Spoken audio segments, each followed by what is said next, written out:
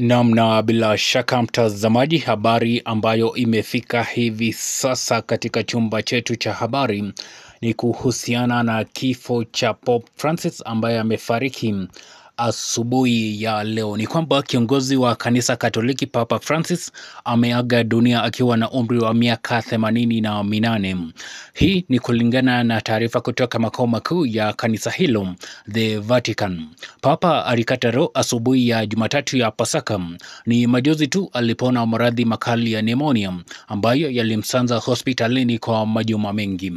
Jumapili alishiriki ibada ya Jumapili ya Pasaka ambapo alitumia fursa hiyo kuhubiri amani na upendo miongoni mwa binadamu. Na mtazamaji, ni kwamba tu Papa Francis amefariki dunia akiwa na umri wa miaka 88. Ni habari ya kuhuzunisha ambayo imefika hivi sasa katika chumba chetu cha habari kwamba Pope Francis amefariki dunia.